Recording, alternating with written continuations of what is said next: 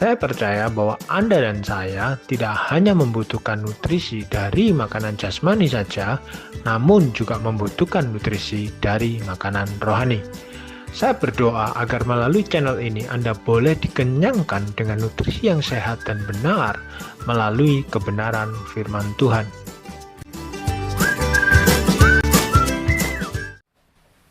Shalom semuanya, kembali bersama dengan saya Hendra Surawibawa di Breakfast with Bread Channel.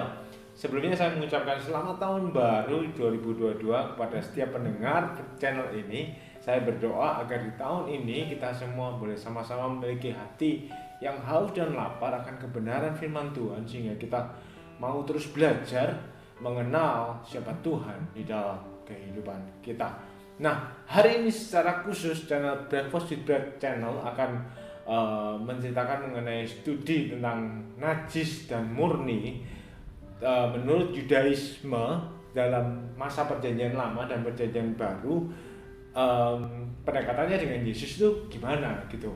Nah, hari ini yuk kita sama-sama belajar mengenai hal ini yang Hendro akan bagi menjadi 4 bagian, yaitu yang bagian pertama kita mulai dari etimologi katanya, kemudian bagian yang kedua kita akan membahas mengenai pendekatan di masa perjanjian lama gimana sih murni dan najis ini. Kemudian di bagian yang ketiga kita akan membahas sama-sama pada masa perjanjian baru mengenai murni dan najis ini pendekatannya dengan Yesus itu kayak gimana gitu. Nah, seru kan?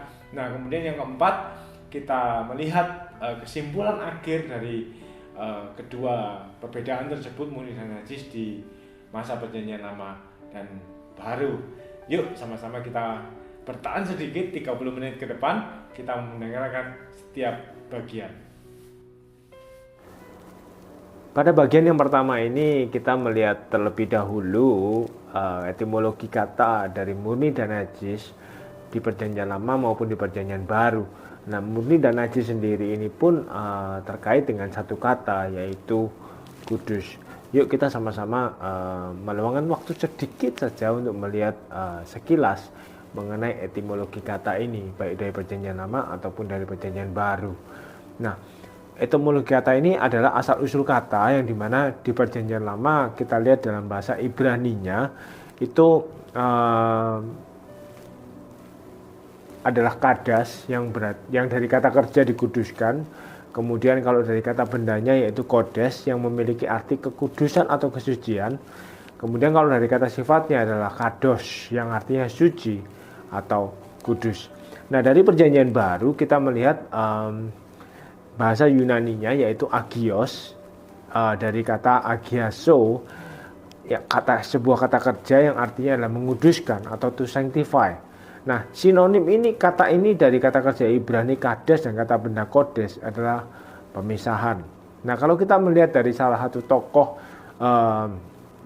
yang ada, yaitu menurut pandangan Thiessen, arti kudus ini adalah memisahkan diri untuk Allah, di mana memperhitungkan Kristus sebagai kekudusan kita dan dibersihkan dari kejahatan moral, serta bagaimana kita menjadi serupa dengan gambaran Kristus.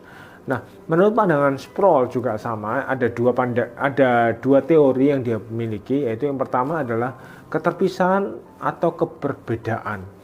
Nah, kekudusannya ini menunjukkan kepada kemuliaannya yang bersifat transenden dan kemahaannya yang tidak tertandingi oleh siapapun, dan itu yang menyebabkannya layak untuk memperoleh satu pemujaan, satu penyembahan, satu penghormatan dan kemuliaan. Kemudian yang kedua, arti kata kudus itu sendiri menunjuk kepada sebuah kemurnian dan kebenaran tindakan Allah. Jadi semua yang dilakukan itu benar sebab naturnya adalah kudus. Pada bagian yang kedua, Hendro akan membahas mengenai pandangan dalam perjanjian lama. Nah, kalau kita lihat dalam perjanjian lama, salah satu kitab dalam perjanjian lama yang membahas begitu banyak hal mengenai kemurnian dan kenajisan, atau bisa disebut sebagai konsep kekudusan, itu adalah kitab Imamat. Nah, kitab ini bagi pembaca modern menyajikan dua gambaran, yaitu yang pertama adalah suatu kitab yang menjijikkan dan menajiskan, karena deskripsi dari kenajisan ini adalah orang-orang yang menderita kusta, wanita yang sedang mengalami menstruasi dan pasca melahirkan. Nah, tapi gambaran kedua adalah sebuah kitab yang menggambarkan sebuah komitmen untuk nilai-nilai etis yang sifatnya sebuah catatan yang bernilai positif dan terdapat keadilan di dalamnya. Nah, kalau kita juga lihat bahwa imamat ini sebagian besar merupakan bagian besar dari kitab Pentatuk itu sendiri, yang di dalamnya ada kitab Kejadian, Keluaran, Bilangan, dan sebagian akhir dari kitab Ulangan.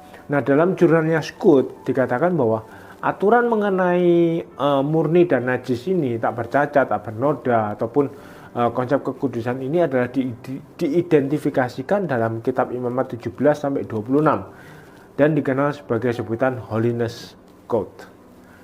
Nah, kita tahu bahwa dalam Perjanjian Lama, yaitu khususnya kitab Imamat ini, kekudusan ini pada dasarnya didefinisikan sebagai bangsa yang tak bercacat dan tak bernoda, di mana dia harus hidup dalam kekudusan, merupakan inti dari pusat kehidupan bagi bangsa Israel, yaitu bangsa pilihan Allah pada masa itu.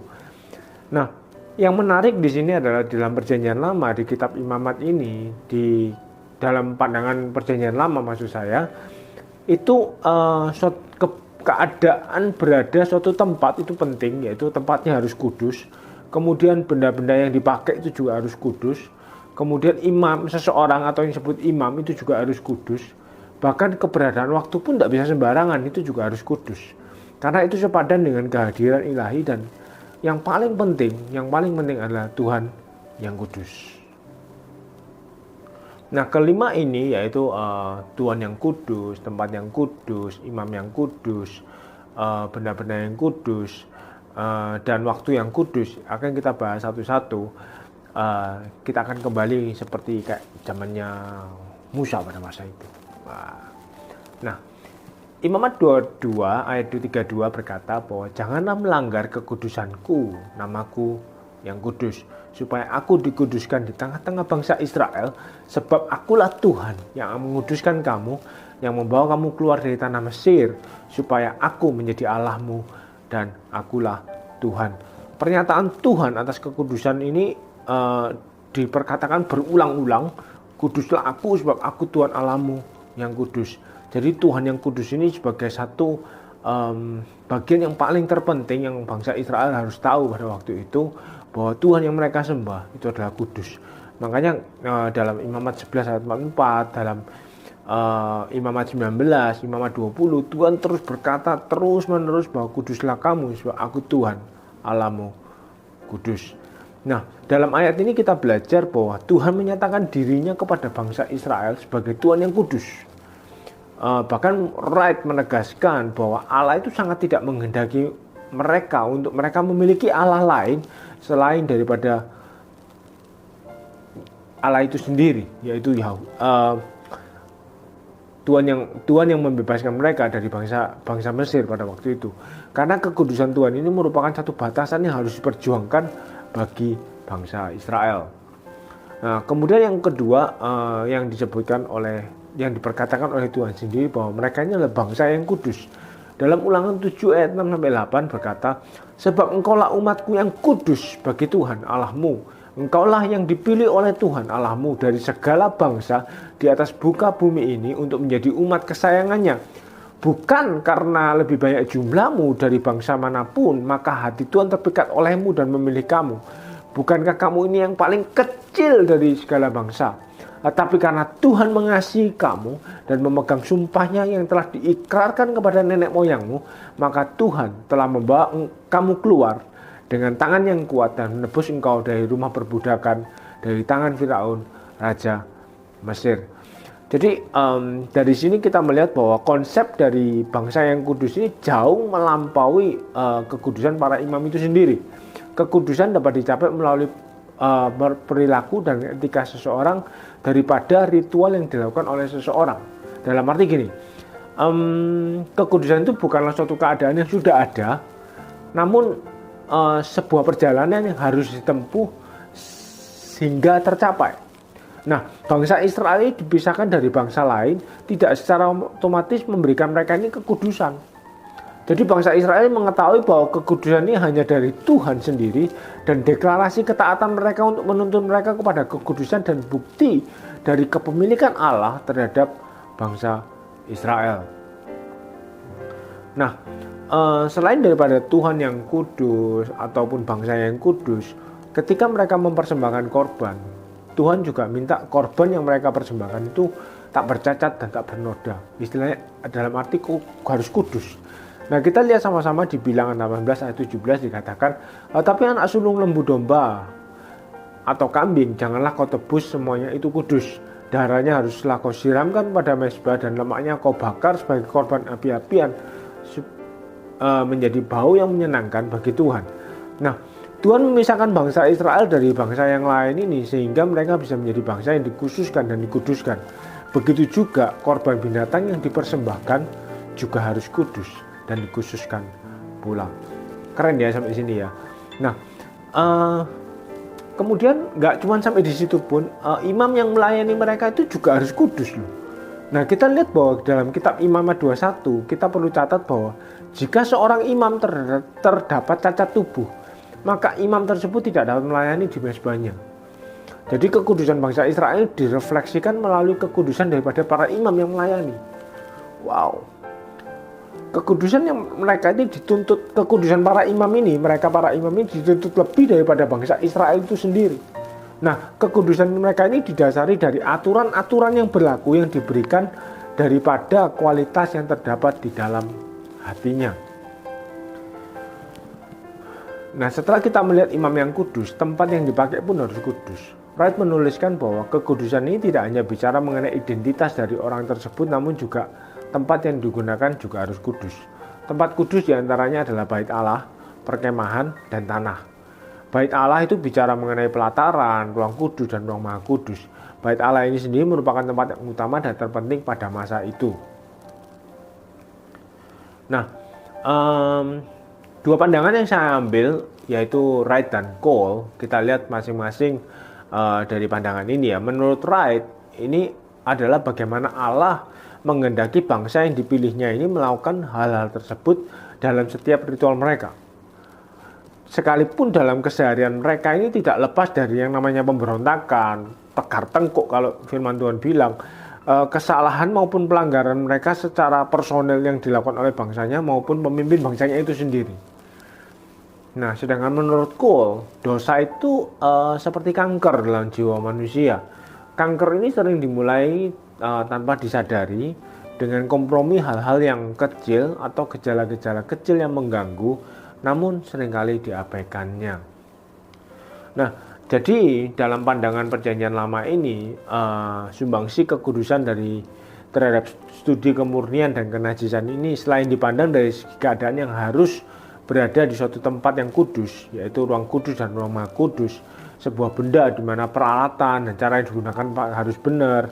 Kemudian seseorang yang dimana imamnya juga yang berperan juga harus menjaga kekudusannya. Kemudian keberadaan waktu, tidak bisa sewaktu-waktu mereka datang kepada Tuhan. Mereka hanya dapat datang kepada Tuhan di mana saat Tuhan itu hadir. Nah, dan yang paling penting adalah korban yang murni dan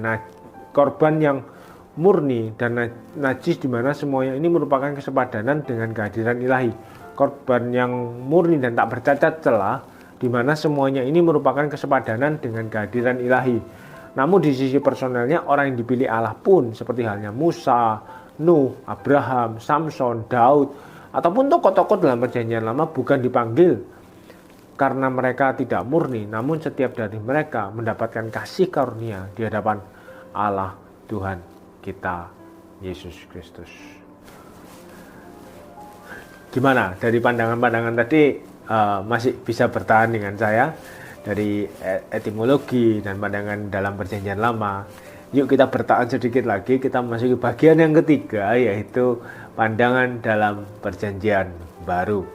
Nah, kalau kita lihat tadi konsep perjanjian lama itu ada satu pernyataan yang sering diulang-ulang, yaitu kuduslah kamu sebab aku Tuhan Allahmu kudus.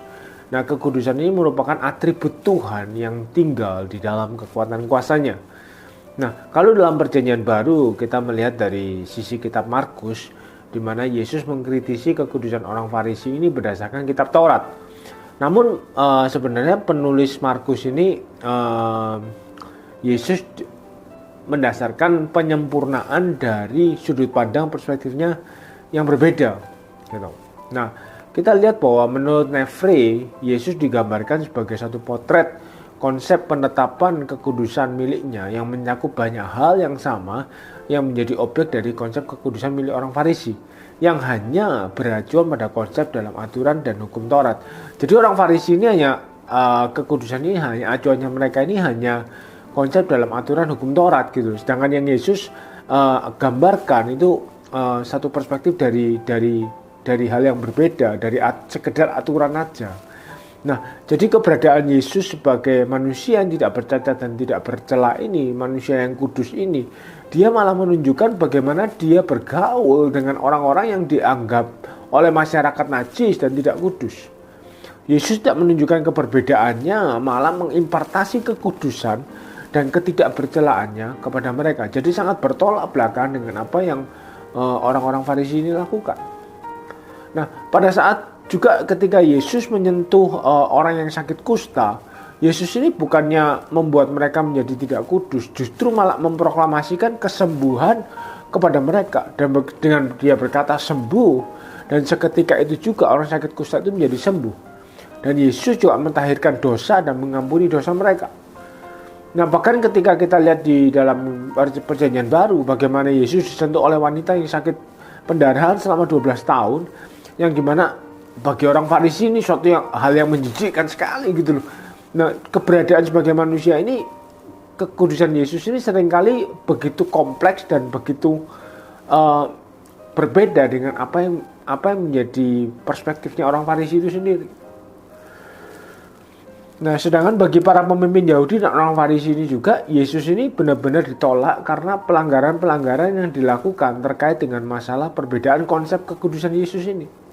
Sehingga ada argumen dalam konflik dengan para pemimpin Yahudi dan orang-orang Farisi. Nah, kalau kita lihat dalam Injil Markus yang pasal ke-7, ketika Yesus tidak mencuci tangan sebelum makan, ini dipermasalahkan sama orang-orang Farisi gitu loh. Karena orang-orang Farisi ini lebih berpusat pada bagian luar atau permukaan, sedangkan Yesus memperhatikan bagian yang di dalam hatinya. Nah, karena bagi Yesus ini konsep kekudusan ini tidak dari mulut atau tangan, melainkan dari hati. Nah, konsep kekudusan ini diukur untuk menjaga inti dari hukum Allah, bukan sekedar menjaga aturan tradisi yang ada. Jadi kecemaran bukan datang karena manusia melanggar aturan mencuci tangan yang hanya berurusan dengan hal-hal yang mendasar aja, namun dengan dosa dan kejahatan yang datang dari dalam, yaitu hati kita, di dalam kita. Nah, kalau kita melihat garis kekudusan Yesus dalam kasus adat istiadat Yahudi seperti sunat, hukum, makanan, ketaatan terhadap hari Sabat, tata aturan ibadah, semuanya itu berkaitan dengan identitas diri. Nah, sebagai contoh gini, dalam proses sunat itu bertujuan untuk supaya keturunannya tidak bercampur dengan orang lain. Nah, dalam banyak hal yang kontroversi Injil dapat ditemukan bahwa konsep Yesus ini tidak memelihara adat istiadat standar kekudusan tertentu yang berfungsi sebagai garis batas yang mendefinisikan antara kelompok Yesus dan kelompok Yahudi. Nah, kalau kita lihat dari tabel yang ada di PowerPoint ini, di mana kelompok Yahudi dan kelompok Yesus, kelompok Yahudi memasalahkan makanan haram dan halal, sedangkan Yesus tidak memasalahkan makanan haram dan halal. Kelompok Yahudi mempersalahkan mencuci tangan sebelum makan, sedangkan Yesus tidak harus mencuci tangan sebelum makan. Nah, dari kelompok Yahudi pun ada satu ketegasan aturan mengenai hari Sabat. Sedangkan dari kelompok Yesus, aturan hari Sabat tidak terlalu tegas. Bait Allah dan adanya korban itu diperlukan menurut kelompok Yahudi. Sedangkan menurut kelompok Yesus, sekarang ini sudah tidak lagi diperlukan korban. Sangat berbeda sekali kedua kelompok ini. Makanya orang Yahudi tidak memahami perspektif Yesus sebagaimana konsep kekudusan Yesus ini. Nah, konsep kekudusan yang Yesus tawarkan ini nilainya jauh lebih tinggi, jauh lebih penting daripada sekedar tata dan aturan adat istiadat Yahudi itu sendiri sebenarnya. Nah, Yesus beberapa kali menggambarkan seseorang yang dapat memberikan pengampunan dosa. kebersihan diri Yesus tidak dicemari dengan pertemuan atau kontak fisik dengan orang yang tidak bersih atau yang dianggap najis oleh orang Farisi. Batasan-batasan pergaulan yang sesuai dengan adat istiadat Yahudi mengalami pembaruan, disempurnakan oleh Yesus. Ya, dalam hal ini sekalipun ada pelanggaran-pelanggaran yang diterapkan, Yesus mendirikan dan menjaga batasan yang dia reformasi sendiri. Nah, menurut agama dan budaya Yahudi, ekspektasi mereka ini Yesus ini sebagai orang yang menghindari untuk bersentuhan dengan kenajisan atau berhubungan dengan orang yang tidak bersih. Yesus diharapkan agar dapat menghormati budaya dan aturan ketaatan bangsa Yahudi yang dipetakan dalam tadi yang perjanjian lama tadi yang kita lihat tadi, tempat, orang, benda, waktu. Namun nampaknya Yesus malah justru dalam tanda kutip dia menginjak-injak semua batasan budaya bangsa Yahudi pada zamannya. Nah, justru dalam keberadaannya Yesus sebagai manusia ini, Yesus menunjukkan keradikalan kekudusan yang dimiliki dan kedekatannya dengan Bapa sendiri, dengan Bapanya. Dalam hal ini saya menemukan sedikitnya ada 3 konflik kekudusan Yesus dalam perspektif orang Farisi. Mari kita lihat satu-satu. Yang pertama adalah konflik kekudusan berdasarkan keadaan kemanusiaan Yesus. Nah, pertama kita ingat bahwa ketika Yesus datang melakukan kontak dengan orang yang sakit kusta, Yesus secara sengaja malah menyentuh mereka dan menyembuhkan mereka. Selain daripada itu, Yesus juga memegang tangan seorang yang telah meninggal, yang dimana bagi orang Yahudi, bagi orang Farisi pada masa itu suatu yang najis, suatu yang nggak pantas untuk dilakukan. Kemudian yang kedua adalah Yesus disentuh oleh seorang wanita yang sakit pendarahan yang selama 12 tahun itu, yang dimana secara tradisional mereka ini orang-orang yang mengalami pendarahan ini merupakan hal yang sangat menajiskan pada masa itu. Kemudian yang ketiga, ketika Yesus memanggil seorang pemungut cukai di depan orang banyak dan berkata, "Ikutlah aku," bagi orang Farisi itu juga suatu hal yang nggak pantas untuk Yesus lakukan, untuk suatu hal yang najis. Bahkan orang pemungut cukai ini dianggap najis oleh mereka sebenarnya. Kemudian yang keempat, dalam perjalanannya Yesus juga melakukan banyak kontak dengan orang-orang yang dianggap najis oleh bangsa Yahudi. Salah satunya yaitu perempuan Siro-Fenisia yang kita tahu wanita Samaria itu. Nah, yang kelima adalah Yesus beberapa kali juga melakukan kontak dengan orang yang cacat, kemudian orang buta, orang bisu, dan orang tuli, yang dimana semua itu dianggap oleh mereka suatu kenajisan dan tidak kudus. Yang kedua adalah konflik kekudusan berdasarkan keadaan tubuh. Nah, konflik ini bicara mengenai tata aturan dan budaya lagi yang diangkat oleh orang Farisi mengenai kebersihan dan pergaulan orang Yahudi pada zaman itu. Para pemuka agama ini seringkali mengkritisi kegiatan para murid Yesus dan bahkan Yesus sendiri pun ketika murid-murid Yesus dianggap melanggar aturan dan tata budaya pada masa itu. Sebagai contoh, ketika Yesus melanggar aturan hukum yang penting dalam budaya Israel mengenai soal makanan, Yesus beranggapan bahwa semua makanan itu dihalalkan. Sedangkan orang Farisi berpendapat ada makanan halal dan haram tadi itu. Kemudian yang kedua, dalam aturan kekudusan, Yesus duduk makan bersama dengan orang-orang yang berdosa. Makanya orang Farisi seringkali mengkritisi, mempertanyakan, ini kok Yesus makan sama orang berdosa? Kemudian yang ketiga adalah ketika orang Farisi juga menanyakan kepada Yesus mengenai di mana murid-muridnya tidak mencuci tangan sebelum makan dan mengkhawatirkan apa yang masuk ke dalam mulutnya.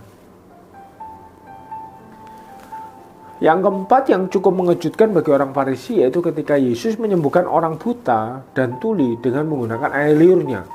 Itu suatu yang bagi orang Farisi yang sangat nggak appropriate sekali, nggak layak untuk dilakukan sama sekali gitu loh. Kok bisa menyembuhkan dengan air liurnya? Kemudian yang kelima yaitu dalam memberikan makanan kepada jumlah orang banyak, Yesus tidak memperhatikan kekudusannya atas apa yang dia makan ataupun bersama siapa dia makan.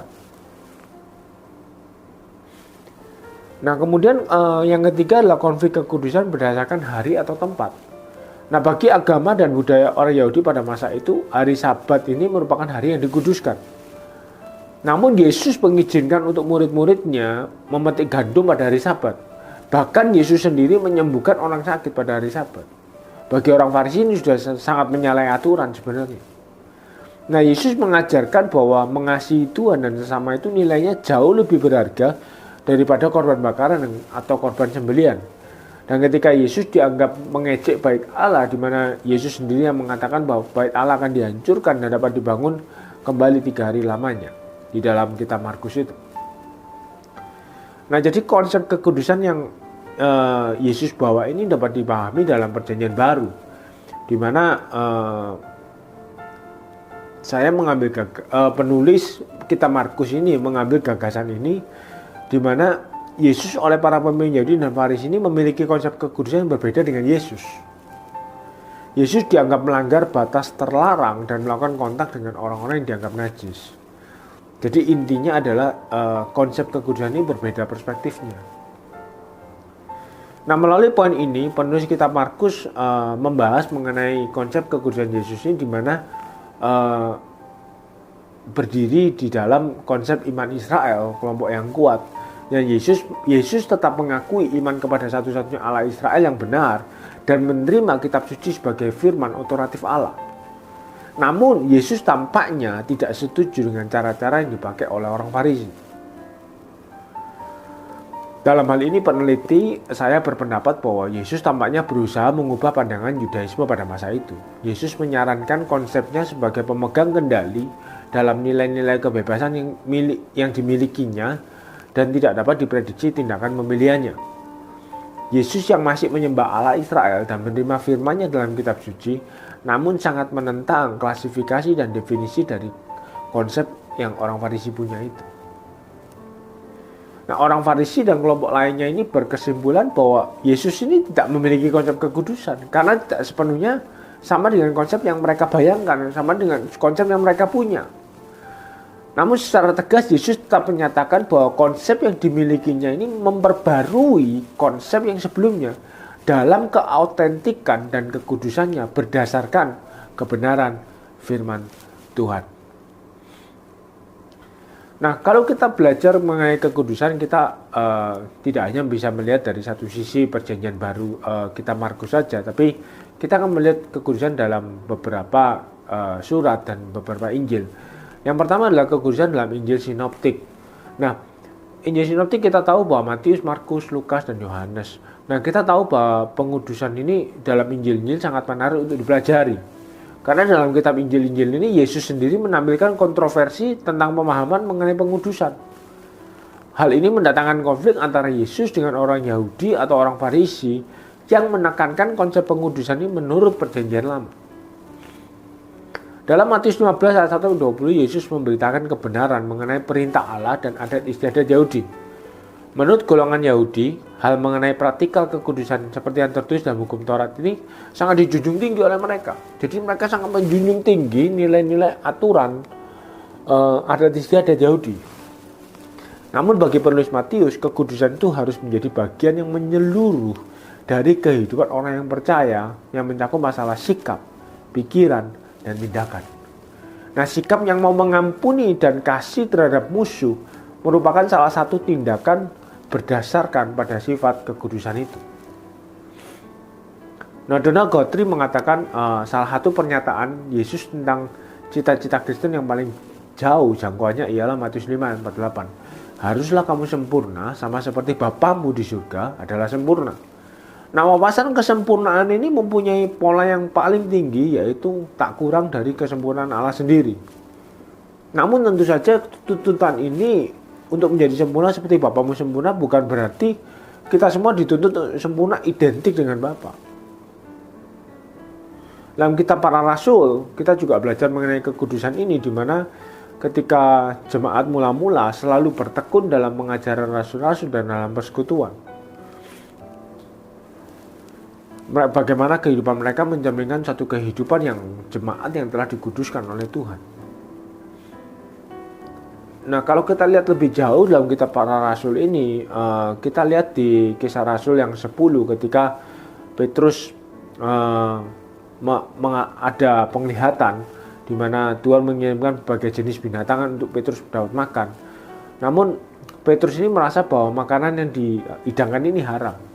Namun ini yang Tuhan katakan kepada Petrus, apa yang dinyatakan halal oleh Allah tidak boleh kau nyatakan haram. Nah, yang kedua, dalam Kisah Rasul 24 ayat 16 ini, penulis Kisah Para Rasul yaitu Lukas menegaskan bahwa mengenai agar kita senantiasa berusaha sebaik-baiknya hidup dengan hati nurani yang murni di hadapan Allah dan manusia kesucian hatinya memelihara hati yang murni. Jadi dalam hal ini saya melihat bahwa hal ini satu konsep dengan apa yang Tuhan beritakan dalam kitab Injil-Injil, yaitu inner purity, kekudusan yang dari dalam. Itu lebih menjadi fokus utama kita sebagai orang percaya. Kemudian dalam surat-suratnya Paulus, kita tahu bahwa Paulus menulis 13 surat yang cukup banyak. Nah, dalam surat-surat Paulus ini juga dapat dilihat bahwa orang percaya melihat tentang bagaimana firman Tuhan mengajarkan orang percaya hidup tak bercacat dan tak bernoda, atau dalam tanda kurung dalam kekudusannya. Dalam surat Roma pasal 5 ayat 8 dapat dilihat bahwa hasil dari pembenaran yang Tuhan lakukan adalah pengudusan itu sendiri. Surat Roma 6 menegaskan pentingnya pengudusan secara progresif, atau yang kita kenal sebagai progressive sanctification. Dalam ayat 1 dan 2 dikatakan, bolehkah kita bertekun di dalam dosa supaya kita semakin bertambah karunia itu? Sekali-kali tidak. Bukankah kita telah mati bagi dosa, bagaimana kita masih dapat hidup di dalamnya? Nah, kata sekali-kali tidak ini memiliki arti menjauhkan ide untuk berbuat dosa. Nah, peneliti melihat bahwa beberapa kali studi tentang kemurnian dan kenajatan ini dicatat dalam surat-suratnya Paulus. Frase yang sama ini diulang-ulang dalam 1 Tesalonika 5 ayat 23, di mana Paulus ini mengingatkan kepada jemaat Tesalonika pada waktu itu untuk tetap hidup kudus secara tubuh, jiwa, dan roh, terpelihara sempurna dengan tak bercacat pada kedatangan Yesus Kristus Tuhan kita. Nah, kalau kita lihat dari bukunya Peter Wongso ya, dia mengatakan bahwa sarana untuk memperoleh serta bertumbuh dalam kekudusan itu setiap orang percaya yang kepada Kristus. Dalam Ibrani 12 ayat 14 dikatakan, kejarlah kekudusan, sebab tanpa kekudusan tak seorang pun dapat melihat Tuhan. Kedudukannya sebagai imam besar agung yang telah memasuki ruangan maha kudus itu merupakan sebuah jaminan bagi kita bahwa suatu hari nanti kita akan bersama-sama dengan dia di tempat kudusnya. Nah, dari seluruh pemaparan kitab Perjanjian Baru ini, penulis-penulis dalam kitab Perjanjian Baru ini menyatakan bahwa kekudusan ini harus mendapatkan tempat yang sangat layak dan salah satu doktrin yang tidak bisa diabaikan kepentingannya. Sekali lagi saya ulang, dalam kitab Perjanjian Baru ini menyatakan bahwa kekudusan harus mendapatkan tempat yang layak dan salah satu doktrin yang tidak bisa diabaikan kepentingannya. Mengutip dari jurnalnya Craig dikatakan bahwa meskipun pengudusan tidak digunakan dalam perjanjian, kata pengudusan tidak ada penggunaan dalam Perjanjian Baru sebagai istilah khusus untuk pertumbuhan kedewasaan rohani, namun secara praktikal garis yang tajam tidak dapat ditarik antara pekerjaan Allah dalam hati manusia dan pengabdian terhadap kehendak Allah itu sendiri. Oke, kita memasuki bagian yang terakhir, yaitu bagian yang keempat, yaitu kesimpulan.